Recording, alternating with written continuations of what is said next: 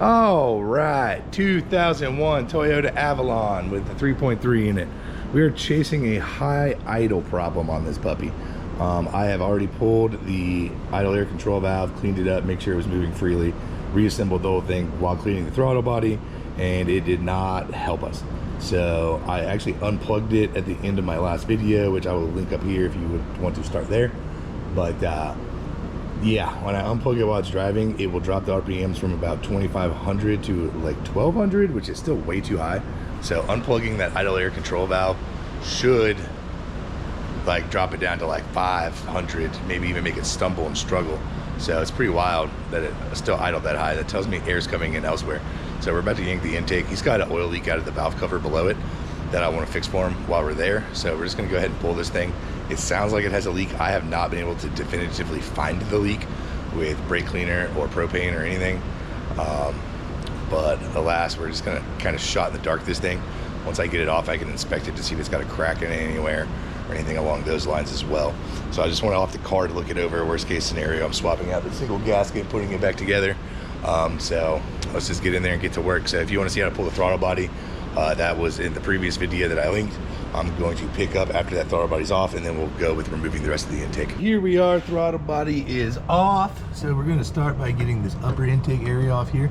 And I think what we wanna do is we wanna disconnect this vacuum assembly just from the outside stuff. And this is gonna ride on the intake, I think. So I'm just twisting this line to try and break it free. They are gummed up, they are old. Let's go down over here. That's gonna ride with it as well. So I think it's just that primary feed line that's gotta come off there. And then these two electrical connectors. So let's unplug these. There we go. I'll flip these back over here. And then get these coil packs out of the way. It looks like this plug's gonna have to come off. Just like that. Oops, sorry. Doing a bad job holding the camera. But that was this plug, and this plug, and now we just need to get this line off here, which I'm desperately trying. There it goes. Broke it free, that's off.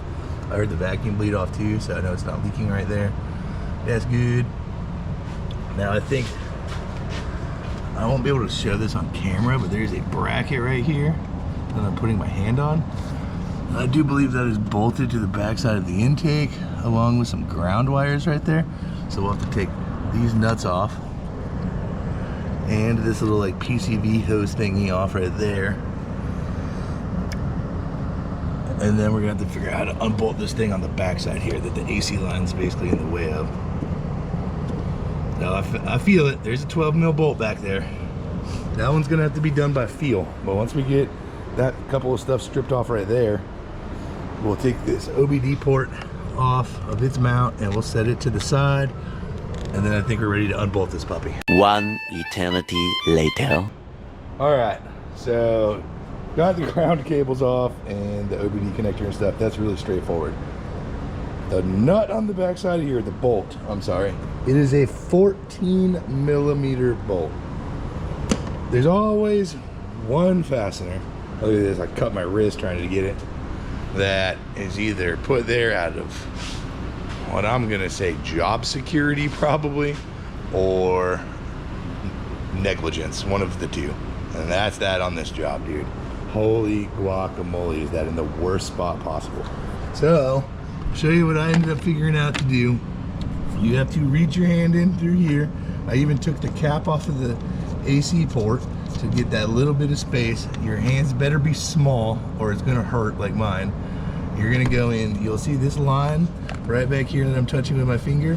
Put your hand in right past that to that bracket back here, and it's right below that line on that bracket coming into the intake like this. It's a 14 millimeter. You cannot put a wrench on it because the bracket has walls on the side that are about yay thick, so it curves out. So I ended up fishing this tiny flex head 1/4 inch drive ratchet in there with my left hand, and I wedged my right fingers down in from this direction like this while holding the ratchet over here, and managed to fish it on top of that thing. Putting it back in is gonna be terrible. Now I got to beef that out. But yeah, I mean, getting it out, I mean, I've been doing this for 45 minutes before I finally got that puppy. I got tools stuck down underneath it somewhere that I'm going to have to find when I get it out. This has not been enjoyable, but we're finally on the home stretch here. So I ended up pulling the vacuum lines off the top, which you need to disconnect one final line, which runs over to this little diaphragm over here. Then it, oh God, pushing coolant out of that line. Then it's a 10mm nut right there on that stud, one on that stud, and the whole assembly will lift off. Because we need to get to that H8 and that H8 bolt, and then this 14 and this 14 over here to remove this intake. So I'm gonna get these unbolted, and then I'll probably video actually pulling it out of the car just in case something's caught and something funny happens. But I'm gonna get those off, and then we'll go from there. I'm pretty sure we are ready to lift. I got both the nuts and the 2 bolts out, so now we should be able to just, what is it catching on? We should be able to just lift this puppy up, I think. It's almost over this stuff. Ah, there it went. Hey, oh man, there is something. Dang it, there's a connector on the back. What is that? Why is it so far underneath there? Oh, it's a ground wire. It goes on with a 10mm. It's all right. You're actually gonna have to take it to this point to get it off, probably. Yeah, look, right back here. It's a little 10mm. We're gonna get on it with a ratchet wrench. Just take that out. Of course, this one wants to unscrew nice and easy after we break it loose. That 14mm, that was a giant pain. It did not. All right, there you have it. Upper intake is removed. Woo! All right, so we are finally down to this here valve cover. So what we are gonna do is we're gonna start off by unplugging, disconnecting all of the coil packs. We will pull the coil packs out, so you just squeeze these tabs and remove them. Oh, what a pain that back one's gonna be. So I'm gonna demo this front one, and the back one will be pretty much identical. You just gotta do it way back in there. But yeah, we're gonna unplug these. I'm gonna pull these coil packs out. So 3 10mm bolts, and then you just wiggle them and pull them up. And then I think we'll be ready. I think we can fish this thing out from underneath the radiator hose without removing it. All right, here we are. Coil packs are out, harness is removed. So I'm gonna start and just start pulling all of these. I think these are all 10mm. So we're gonna start pulling them all. I see 1, 2, 3, 4, 5, 6, 7, 8, 9 of them. And I don't know if these, I don't think those have to come off. There's nothing on there. All right, so 9 10mm. All right, easy peasy lemon squeezy. All right, so here's the valve cover over here on a bench. Look at this marred up spot right here, like almost cut in half. So what we're gonna do is we're gonna pull this gasket out.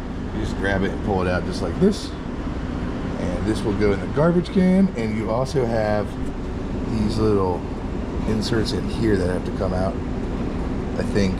Let me see what's in the new kit. I'm pretty sure these sealant rings here also get replaced. All right, here you are with your spark plug inlet holes. So these things are so old and crusty, hopefully yours are not this bad, that the centers just broke out. It sounds like breaking plastic. Look at all the pieces here. And then this edge piece, you'll see I still got 2 more left over here. I have to take a little flathead and just kind of hammer it in there and get it bent, and then it will collapse on itself and come out of the hole. You just got to be really careful not to damage any of the sealing surfaces in there. But because of how this is coming apart, I'm going to take all 3 of them. I'm going to go toss this puppy in the parts washer, and we're going to get it cleaned up, and then we'll reinstall the gaskets, clean up the mating surface on the engine net, or on the cylinder head, and then we're going to get it back together. All right, so you'll see I'm sitting here with half of my gaskets completely trashed, so I had to go get another set. What I realized is when you go to put these back in, those little tabs that we were fighting, you're supposed to bend them up.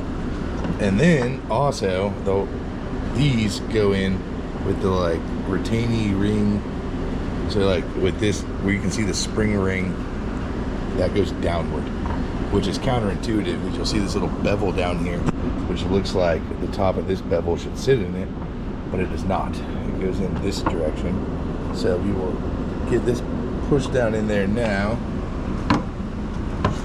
and I will tap it in with a socket, Just how I drove them in before. So we'll just put a socket over the top of it like that and tap it with a hammer and get it drove down in there flush. And then we'll bend our tabs back over. But geez Louise, this was not cool, man. Not cool, Toyota. All right, I just want to shoot this as an endpoint for all the videos I just made on this car. But all that searching for that high idle, and it ended up being the engine coolant temperature sensor, and it had a vacuum leak. And honestly, that IAC was a little gummed up, but I don't know if that was actually causing a problem or not. But yeah, here it is. It's running great. I can actually hear the injectors going, which is wild. Earlier it was revving so much you couldn't hear nothing, but yep, engine coolant temperature sensor. That was the problem for this one, which there is a video about, and if you want to check that out, I'll put a link up here if you're in any of the other videos. But hell yeah, this video helped you out, hit that thumbs up button, and subscribe if you want to see some more.